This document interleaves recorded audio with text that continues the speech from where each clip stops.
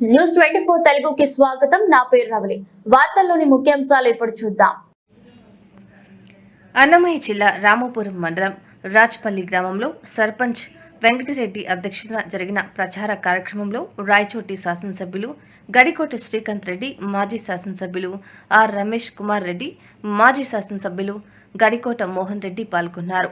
ఈ కార్యక్రమంలో శ్రీకాంత్ రెడ్డి మాట్లాడుతూ జగన్మోహన్ రెడ్డి మేనిఫెస్టోలో విడుదల చేయడం సంతోషకరంగా ఉందన్నారు. ఆర్ రమేష్ కుమార్ రెడ్డి మాట్లాడుతూ పేదలకు ఇచ్చిన హామీలు తప్పక నెరవేర్చిన ఏకైక వ్యక్తి జగన్మోహన్ రెడ్డి అని కొనియాడారు. చంద్రబాబుల మోసపూరిత కల్లోలిత మాటలు చెప్పడం జగన్మోహన్ రెడ్డికి రాదన్నారు. ఈ కార్యక్రమంలో మండల MPP Gadikota Janardhan Reddy, Gadikota Prabhakar Reddy, K Nagasubbareddy, market committee chairman Karna Viswanath Reddy, ZPTC Manasa Venkataramana, single window అధ్యక్షుడు ఏ పెద్దిరెడ్డి తదితరులు పాల్గొన్నారు. నిజంగా ఆ మహిళలలో ఎంతో సంతోషాన్ని కనిపిస్తా ఉంది. చేయూత అయితే 1,50,000 అయితేనేమి, అలాగే కాపు నేస్తం 1,20,000 అయితేనేమి, ఈబీసీ నేస్తం 5,05,000 పెంచడం, ఇవన్నీ కూడా ఈయన మేనిఫెస్టోలో పొందుపరచడం, ఇవన్నీ కూడా మొదటి నుంచి అమలు చేస్తామని చెప్పడం ఒక గొప్పతనం. అయితే తను చెప్పినటువంటి నిన్న మేనిఫెస్టో రిలీజ్లో భాగంగా అతను 2 మాటలు తను మాట్లాడాడు. ఆ 2 మాటలు తీసుకున్నప్పుడు కరోనా లాంటి పరిస్థితులు వచ్చినప్పుడు ఆర్థిక వనరులు ఏదైతే రావాలనో ప్రభుత్వానికి రాకపోయినా, రావాల్సిన ఆదాయం రాకపోయినా సాకులు చెప్పి ఒక్క పథకం కూడా తీసేయలేదు, ఒక్క పథకం కూడా ఆలస్యం చేయలేదు. చెప్పింది షెడ్యూల్ ప్రకారం, క్యాలెండర్ ప్రకారం ఏది చెప్పామో అవన్నీ కూడా ఇచ్చినటువంటి పరిస్థితులు మనం కల్లారా చూసాము అన్నటువంటి మాట. నిజంగా అదే ఈరోజు ప్రజల్లో ఎంతో నమ్మకం ఏర్పడింది. ఇలాంటి నాయకుడే కదా ఉండాల్సిందే అని చెప్పి ప్రజలు ఆలోచన చేస్తున్నారు. ప్రభుత్వం కష్టంలో ఉంది అని చెప్పి ప్రజలు కష్టంలో ఉన్నట్టు తప్పించుకోకూడదు. ప్రజలు కష్టాల్లో ఉన్నప్పుడు ప్రభుత్వం కష్టం ఉన్నా స్పందించినట్టు గుణం ఉండాలి. కరోనా పరిస్థితుల్లో ఆర్థికంగా ఇంకా ఎక్కువ భారాలు పడ్డా కూడా ఈ పథకాలు కొనసాగిస్తూ ఆ కరోనాకు సంబంధించి దేశంలో ఎవరు హ్యాండిల్ చేయలేని విధంగా వాలంటీర్ సిస్టమ్స్ ద్వారా ఎంతో మంచిగా హ్యాండిల్ చేశారు.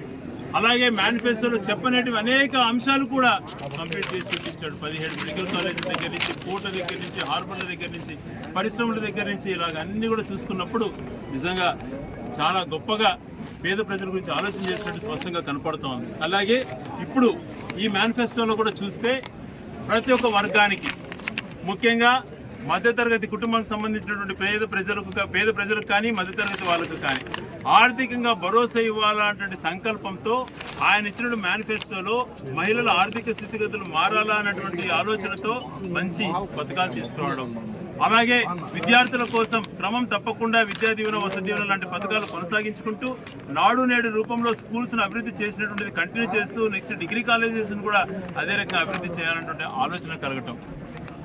అలాగే దీనికి మన మెడికల్కు సంబంధించి 25 లక్షల రూపాయల ఆరోగ్యశ్రీని పెంచడమే కాకుండా మౌలిక వసతులతో ప్రతి ఊర్లలో కూడా హాస్పిటల్ నిర్మించేటువంటి విధానం, అలాగే విద్యార్థుల కోసం బ్రహ్మాండమైనటువంటి స్కిల్ సెంటర్స్ జిల్లా కోటి ఏర్పాటు చేయడమే కాకుండా ప్రతి నియోజకవర్గంలో దానికి కనెక్ట్ చేసి ఒక స్కిల్ హబ్ను క్రియేట్ చేసి అక్కడ స్కిల్లో నైపుణ్యత పొందిన వాళ్ళకు ప్రభుత్వం నుంచి స్టైఫండ్ వచ్చే విధంగా చేయటం.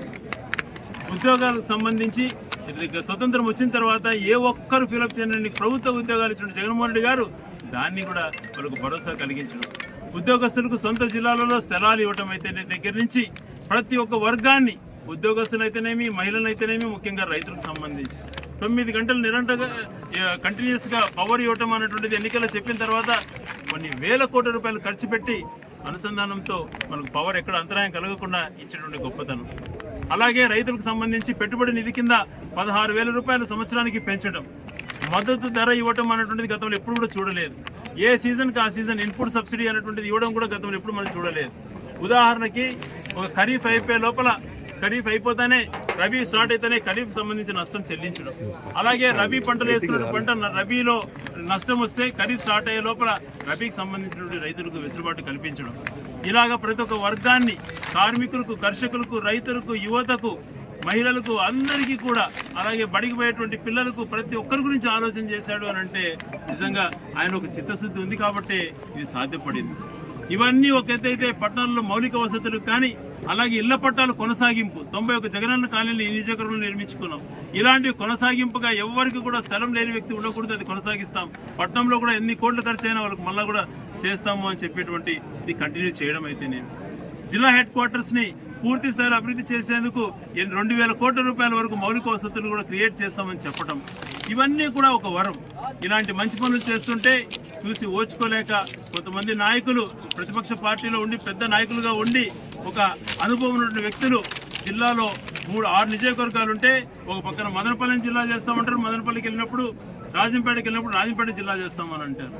ఇది దేనికి పరిస్థితి? ఇక్కడ ఉన్నటువంటి జిల్లాలో సామరస్యంగా సౌమ్యంగా ఉన్నారు అని తెలిసి రెచ్చగొట్టే విధంగా, ప్రజల మధ్య చిచ్చు పెట్టే విధంగా ఇప్పుడు ఇవన్నీ కూడా చేస్తున్నాడు.